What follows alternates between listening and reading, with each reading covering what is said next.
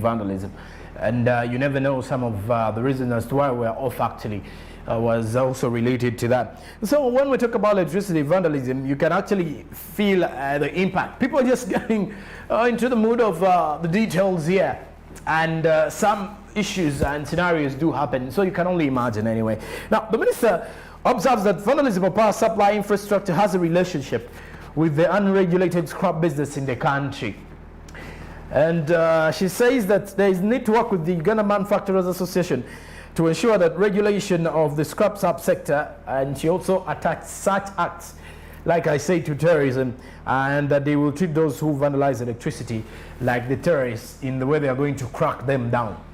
Now, also, look at the idea here. Now, the scrap subsector is one where people normally take a scrap to many bintu bya scrap ebyo edde nnyo mu biseera ebyo ng'abaana babba obusepiki, abaana bajja ewuuna, omwana nabba emmere ng'oli mu kufumba otokosa, omwana nabba emmere wamala ogibba ng'erina okuguuni n'agenda wamala ogirya n'esepiki n'agitwala mu scrap.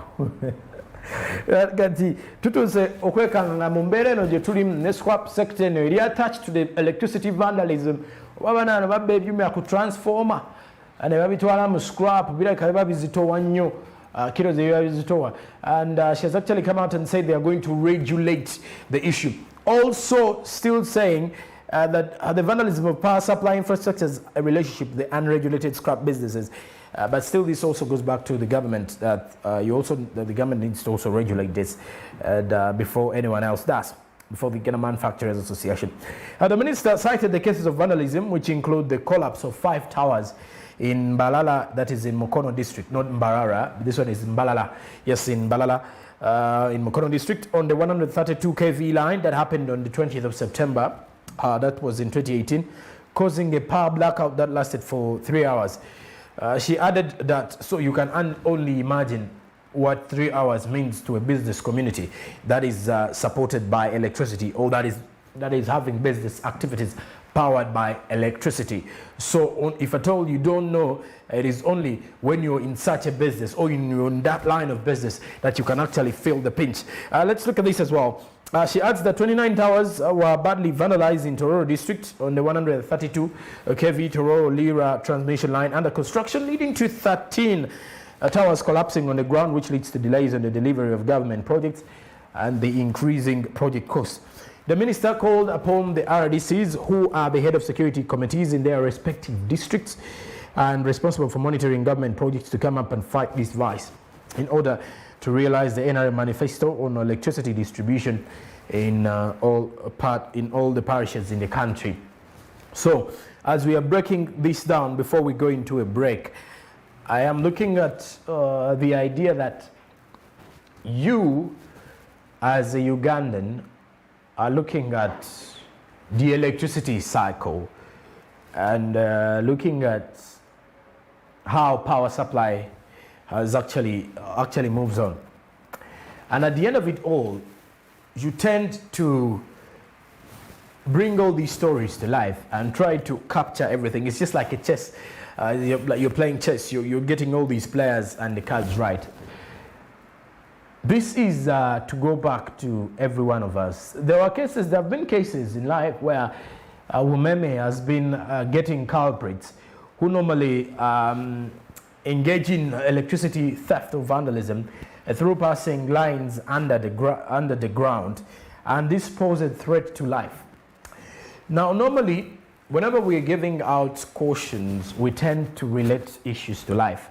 That life is pretty much important in everything. You can never succeed with activities if at all you do not have life.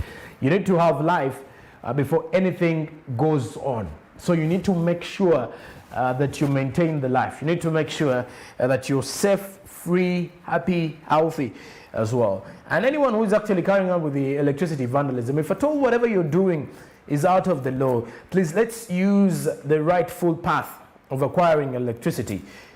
Because if we do not, it may be the cause of the death of you, me, a loved one, a relative, a friend. And I think you wouldn't love it when your loved one has succumbed to death because of the issues of electricity vandalism that were brought by you at the end of it all. So if we are to look at such issues, Nankabirwa adds that the interference with the electricity supply network threatens the security of people's homes.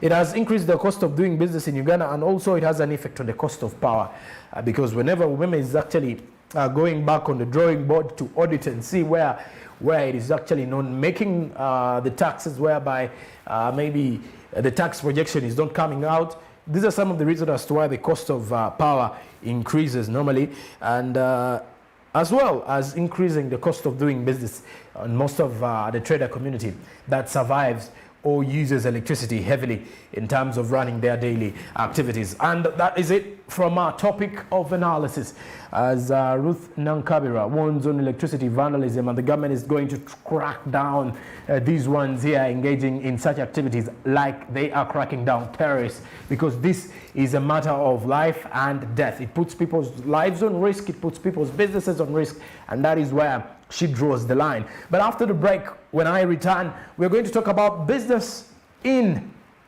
This is a segment that we just sat down and tried to add into the Smart Men's business till the end of the festive season. And this one here is we're going to look at the business ahead of the festive season and during the pandemic. Some of the things have changed, but some things are happening. And also, we shall be looking at some of the things you did not catch up during the weekend. So stick around. I have you covered after the break.